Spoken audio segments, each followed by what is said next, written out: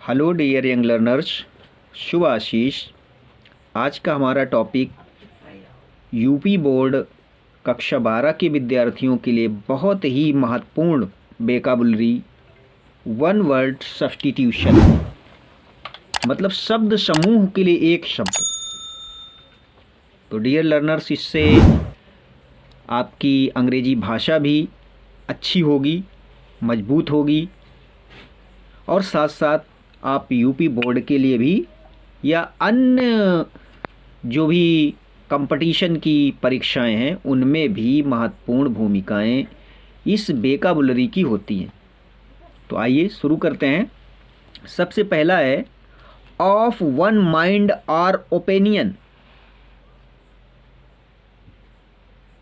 Of one mind और opinion, एक ही राय वाले। तो इसको हिंदी में तो हम लोग कहते हैं सर्वसम्मत, और इंग्लिश में बोलते हैं एनी माउस। याद करना आसान है क्योंकि माउस मीन चूहा होता है। उसी हिसाब से आप सर्वसम्मत की इंग्लिश सीख लीजिए, एनी माउस। दूसरा है that which is difficult to believe. जो विश्वास करने में कठिनाई हो, जिस बात पर विश्वास करने में कठिनाई हो रही हो, उसको हिंदी में कहते हैं अविश्वसनीय, और अंग्रेजी में बोलेंगे अनबिलीवेबल। अनबिलीवेबल। इस तरह से। अगला है all powerful or mighty. All powerful, mighty भी शक्तिशाली होता है, पावरफुल भी शक्तिशाली होता है, संपूर्ण शक्तिशाली।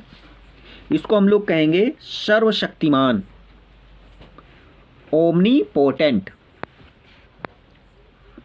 अगला वर्ड सीखते हैं one who can neither read nor right.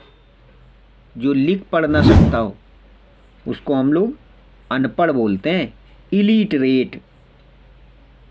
इसी से मिलता जुलता एक शब्द होता है इरिटेट, वो होता है नाराज हो जाना, खिसिया जाना, और ये है इलिटरेट। तो डियर लर्नर्स, इसको भी ध्यान रखना। बहुत मज़ेदार टॉपिक चल रहे हैं आजकल, परीक्षाओं के लिए भी महत्वपूर्ण है। An officer for which no salary is paid. एक अधिकारी जिसको कोई सैलरी न दी जाती हो, तो अवैतनिक हिंदी में बोलते हैं। तो केवल सम्मान में काम कर रहा है, और सम्मान की इंग्लिश होती है ऑनर। तो हम यहाँ पर उसको बना रहे हैं ऑनररी, अवैतनिक। इस तरह से dear young learners technical way से आप सीखने का अभ्यास करें।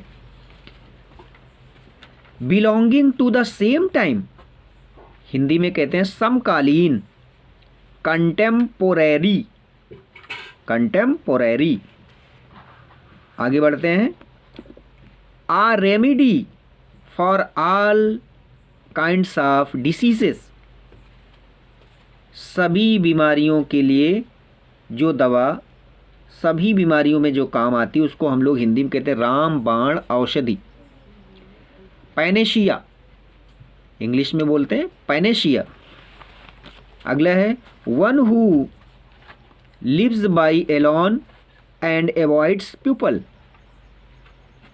एक ऐसा व्यक्ति जो अकेले रहता है और लोगों से दूरी बना के रखता है, उसको हम लोग कहते हैं सन्यासी, रिकलस।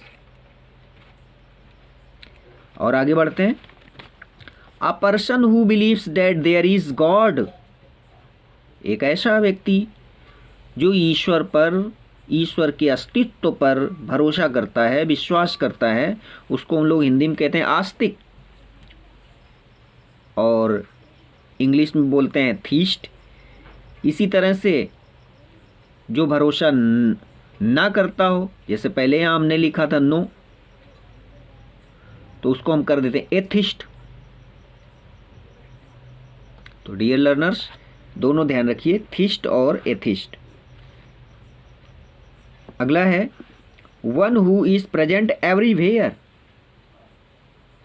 जो सब जगह रहता है, उपलब्ध होता है, उसको हिंदी में कहते हैं सर्वव्यापी, और इंग्लिश में कहेंगे ओमनी प्रेजेंट।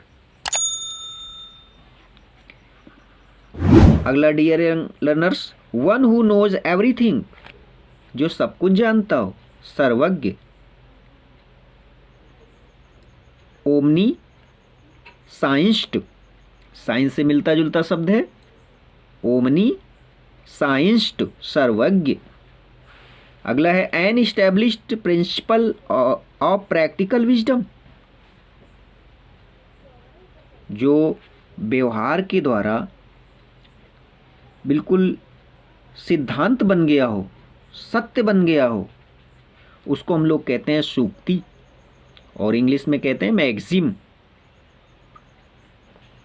और आगे बढ़ते हैं, a custom which is no longer in use, एक ऐसी प्रथा जो आजकल प्रयोग में ना हो तो उसको कहते हैं अप्रचलित। और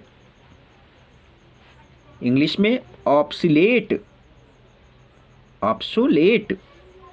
अ man whose wife is dead, एक ऐसा व्यक्ति जिसकी पत्नी मर गई हो तो उसको हम लोग कहते हैं विधुर, विडोवर।